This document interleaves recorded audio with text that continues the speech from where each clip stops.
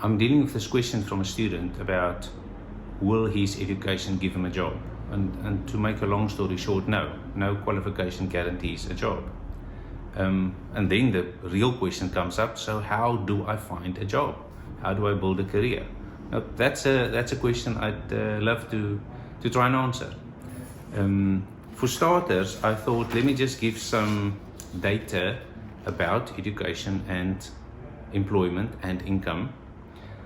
Certainly it's true that the higher educated person is less likely to be unemployed. So if you have the higher your level of education, the better your chances of having a job. But you're in a country where people with degrees do not have jobs.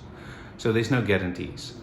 And certainly the higher your level of education, the better your chances of a good income. So I'll read you some data I have. What's the starting salary you can expect in South Africa depending on your level of education? Okay, no schooling, you're expecting to earn about 1,700 Rand a month if you can find a job. If you've done primary school but you never completed primary school, 1,860. If you completed primary school, you can expect to earn about 1,946 as a starting salary. A person who has done high school, so grade 8 to grade 12, but never finished it, expecting a starting salary of 2,660. A person who passed grade 12 is expecting a salary of 4,900. So you can already see there, if you just go from not having matric to having matric, the potential of your income doubles. Okay, so let's go beyond matric. Grade 12 with a 1-year certificate, expecting starting salary of just over 8,000.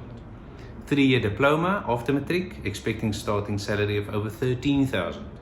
A university degree, expecting a starting salary of 21,000. So you can see it's a huge jump. Every additional year of study that you do successfully, whether it is even from primary school to high school, whether it is failing high school, not completing matric to completing matric, or whether it is just one more year of study beyond matric, each of those steps significantly improves the kind of income you can expect, and it certainly improves your chances of getting a job. But let's talk about the real tough problem. There are no jobs. COVID has destroyed many businesses. It's busy destroying whole industries. All we are hearing are about people being retrenched, businesses closing. So it's really the toughest it's been in a generation. It's never been this difficult to find a job for the past 50 years. This is the worst possible time to be looking for a job. And 23 February, the matrics are getting their results. The biggest percentage of them are not going to go on to further studies. They're going to be right out there also looking for jobs. So there's another 500,000 people in the economy or more looking for jobs. How do I get a job? Step 1, looking for a job is your job. That means that you wake up in the morning, you're not going to sleep late, you want to get up the same as if you had a job. So you want to get up early enough so there's time to, shower, dress properly, and have time to go to work. Every single day, you've got to get up and go, what's my job today? I've got to dress properly for this job, which is looking for a job.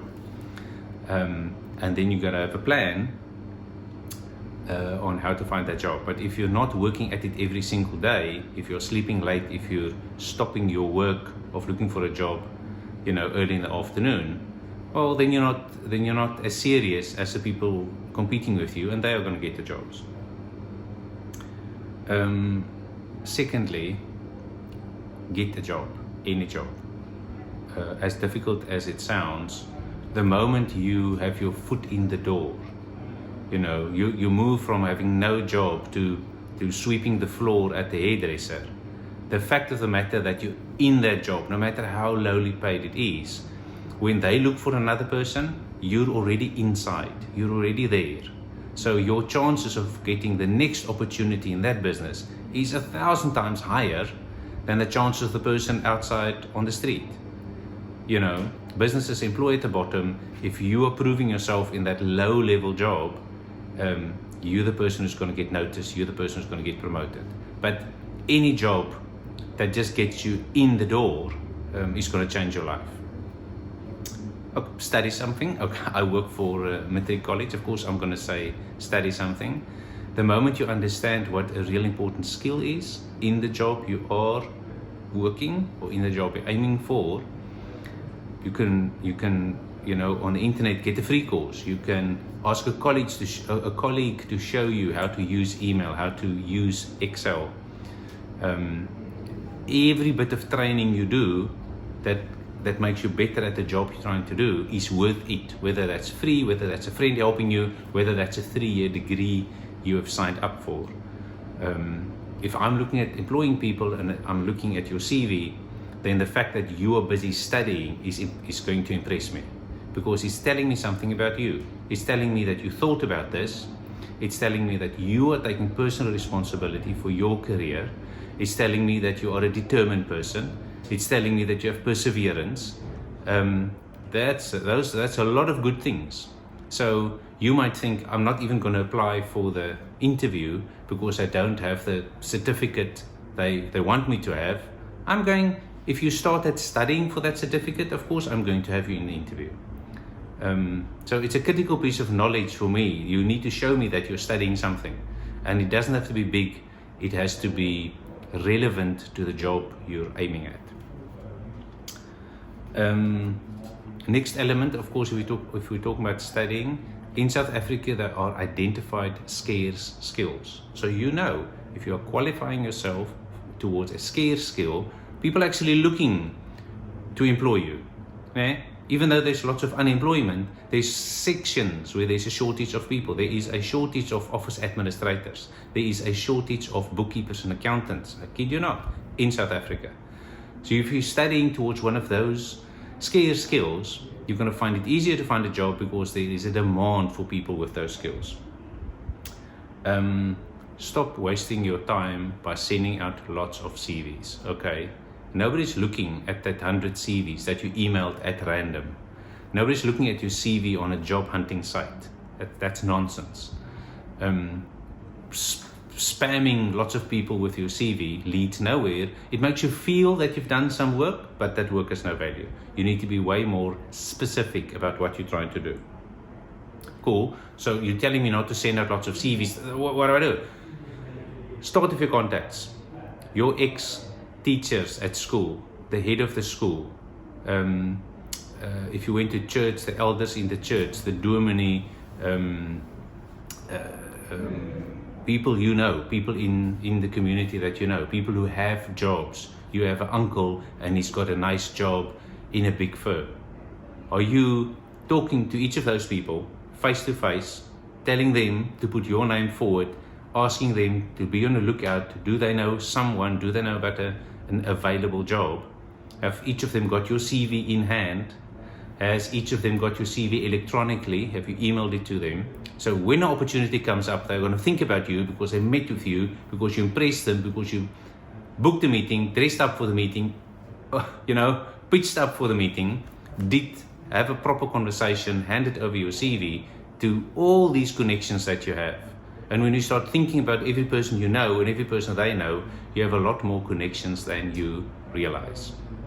The vast majority of jobs are found through some kind of connection like that. A friend of a friend knows a place and they're urgently looking for someone to help in the accounting department. If that friend passed your CV on, they're already looking at your CV in that accounting department. They're not even going to advertise that job, they're going to call you. So you have to think long and hard about what connections do you have, and are you impressing them, and are they putting the word out, are they helping you look for a job? Listen, 7th point on my list, it's a tough one. Lower your expectations. Your BCom degree does not mean that you are qualified to work in my marketing department. Quite the opposite. It tells me something about you, that you've studied, but your BCom degree taught you nothing that's relevant to work in my business.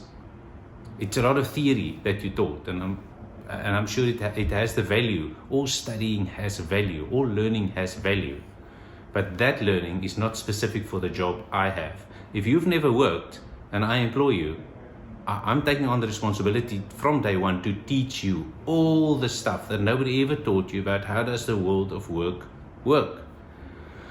How are you supposed to dress, speak? What are you supposed to do? How does it all work? And your qualification just tells me that you put in the commitment and the smarts and the effort to get a qualification. It doesn't tell me that you know how to work. So you're not going to walk into a business with no work experience into a senior job. You're not going to walk into a mid-level job. You're going to go into the most junior job, no matter how high your qualification. Because the fact that you don't have work experience means I must train you how to work.